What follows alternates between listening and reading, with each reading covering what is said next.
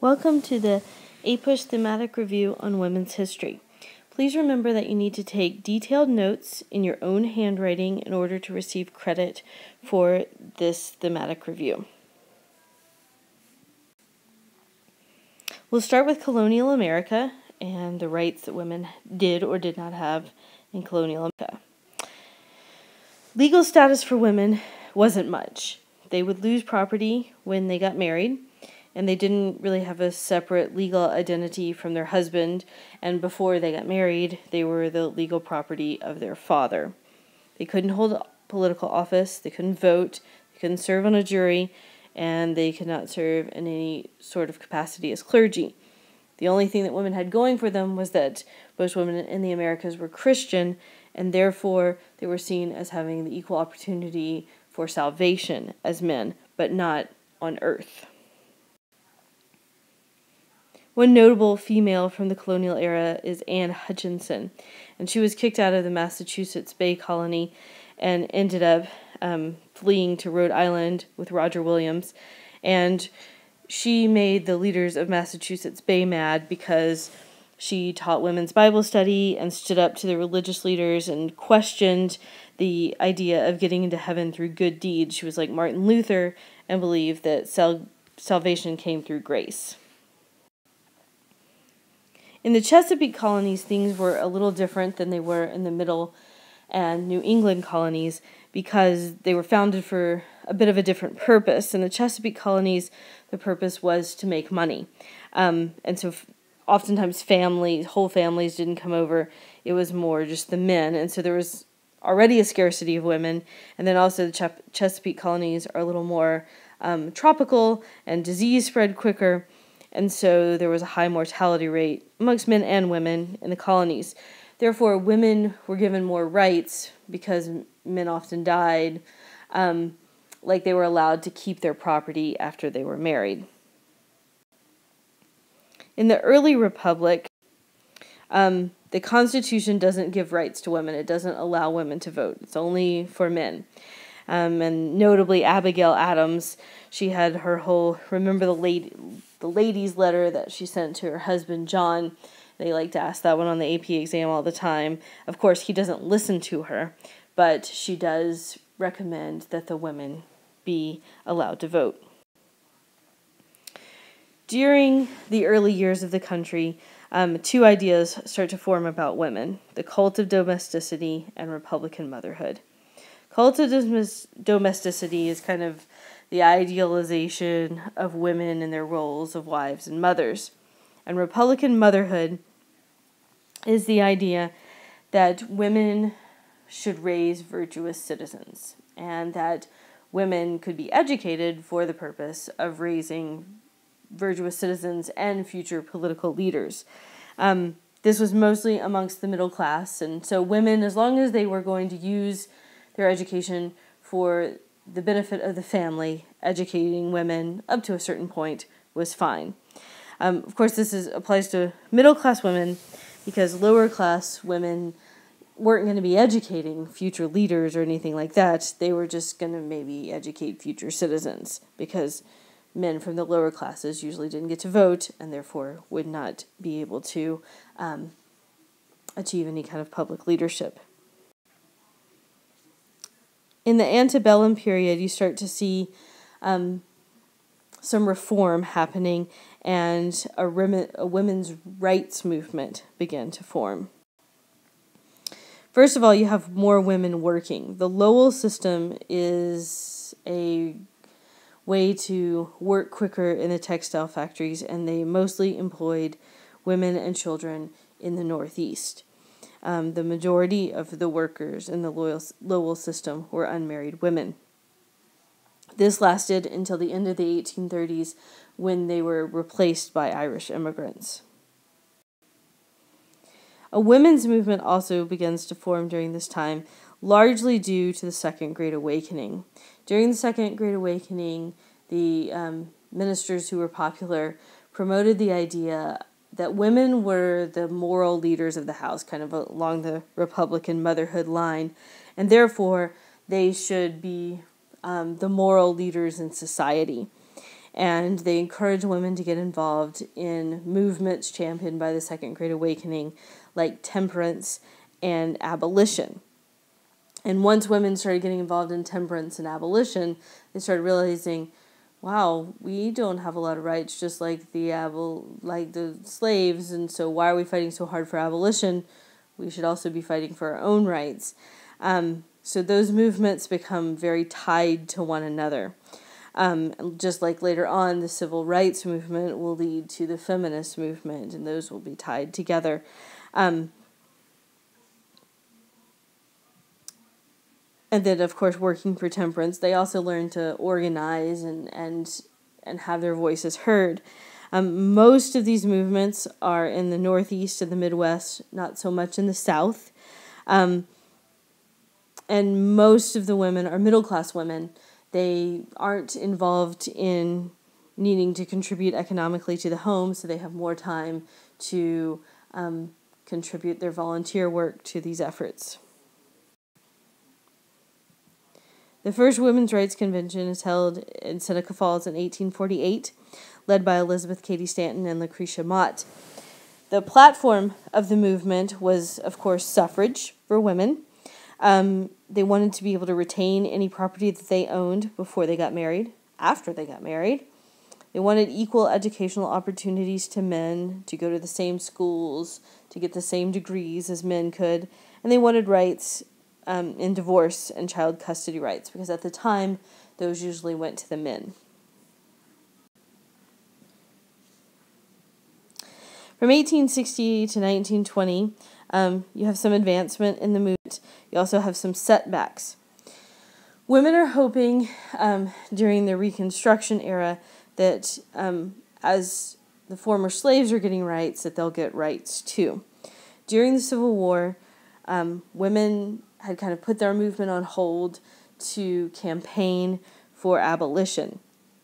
In fact, you had the Women's Loyal League, who had been involved in campaigning for abolition. And so when the 14th Amendment comes around, it, for the first time, actually says male citizen. And the women really take offense to this and are angry and disappointed that women aren't included as well. And then in the 15th Amendment, it says race, ethnicity, or previous condition of servitude, but it doesn't say anything about sex or gender. And the women's movement wanted to be included in that as well. And so they really campaign against the 14th Amendment as a result of being left out, which kind of puts them crossways with leaders of the abolition movement who would always work together, and they kind of feel like this is our time and your time will come, but the women don't really enjoy hearing that. Some of the reformers of the time period are Jane Addams, who founded Hull House, and she's very involved in advancing the rights of poor women. And at Hull House, they have cooking and dressmaking classes. They write reports on poor housing conditions. They have classes in literacy and language for immigrants. They also provide daycare for working mothers.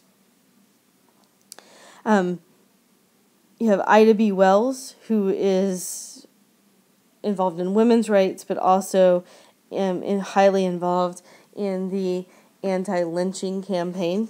And you have Dorothea Dix, who is involved with the mentally ill. And all of these women, they may not be so much involved in the women's rights movement, but they're highly involved in being activists in other causes and being women who are highly respected in their fields. You also have Carrie Nation, who's involved in the temperance movement. During this time, some women are working outside the home, but there are certain jobs that are for women. There are not very many women who are able to become doctors or lawyers or have any sort of professional degree, with the exception of teaching. And as the country expands and moves west, and as public education and democracy grows, more teachers are needed. Suffrage comes about as a result of frontier life, and as families move west and women play a larger role on the frontier, there's acceptance of greater equality, and then that spreads back east. Also, women working during World War I and playing a role in the war effort also helped get the 19th Amendment passed in 1920. Remember that the 19th Amendment gives women the right to vote, but it does not give women equal rights. Voting is half the battle. Once you get the right to vote, then you have to get equal rights in society. And some argue that women's rights are protected under the 14th Amendment. However, some argue that a women's equal rights amendment is needed, but of course that has not passed yet and dies in the 1980s. From 1920 to 1940, women really are not working outside the home very much. There's a few single women in the labor force, but it has actually declined from the period before. And if women are working, and there are opportunities in shops and as the economy expands and things like that, but they are not paid equally to men. Some of the notable women of the period are the flappers. They challenged the traditional roles of women. However, most women were not flappers. The women who were flappers were mostly urban, wealthy women. You have Margaret Sanger, who championed the use of birth control, and Eleanor Roosevelt, FDR's wife, who was the first lady to actively take a role in the administration. She made a lot of recommendations about civil rights, and made appearances on her own and kind of created her own agenda as First Lady. From 1941 to 1960, things changed a bit for women because of the Second World War. During the Second World War, you have Rosie the Riveter, single and married women who enter the workforce, replacing men in factories in order to produce for the war. After the war, some of these women stay in the workplace, while others head back to the suburbs and to have children and don't really want to be in the workplace. However, you do have some that fight for their jobs and stay. The modern feminist movement starts in the 50s and 60s and kind of goes along with the civil rights movement and the changes of the era. Notably, you have the National Organization of Women, which was founded in 1966, to fight for equal rights in the workplace for women. You have Betty Friedan, who wrote The Feminine Mystique, about how many housewives are dissatisfied with their position in life and long for more education, more fulfillment outside the home. And most of these women, again, are middle-class women.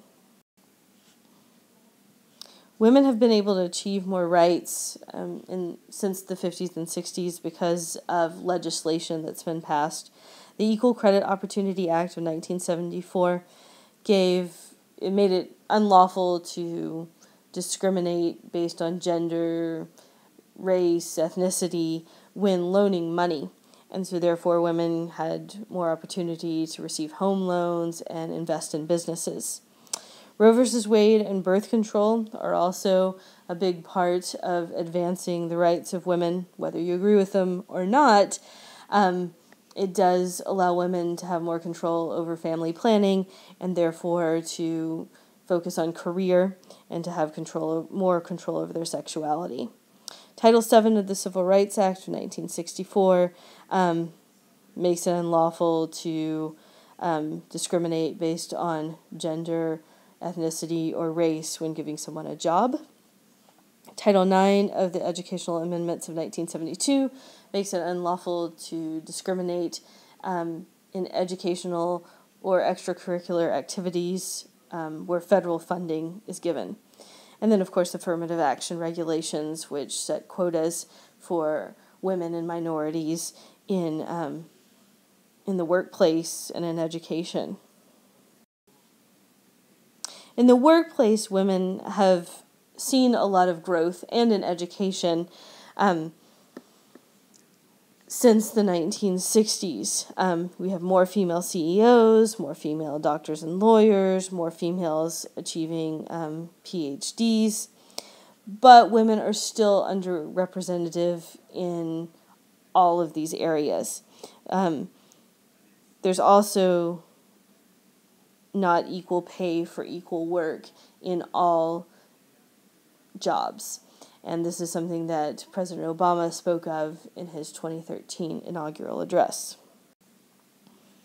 In government, compared to other industrialized nations in the world, and even some nations that are developing, women in the United States are underrepresented in the government. However, we have seen some advancements. In 1984, Geraldine Ferraro ran for the vice president. Was placed on the vice presidential ticket. She did not win. And then in 2008, Sarah Palin ran for vice president, did not win. And then in 2007, you have Nancy Pelosi, who becomes the first female Speaker of the House of Representatives. The Equal Rights Amendment was proposed to give women equal rights, much like the 15th Amendment to guarantee their rights of citizenship, much like, the 14th Amendment did that for African Americans. Unfortunately, the bill died in the early 1980s, largely due to a split in the women's movement. The opposition was led by Phyllis Schlafly, and Schlafly argued that women were going to lose some of their gender-specific rights if the Equal Rights Amendment was passed. Things like spousal benefits for Social Security for those women who were housewives and had not worked outside the home for much of their adult life. And also that women could be called for selective service, meaning they would have to enter the draft. And this appealed to a lot of women, and therefore the Equal Rights Amendment lost its momentum. And that concludes the topic review on women's rights.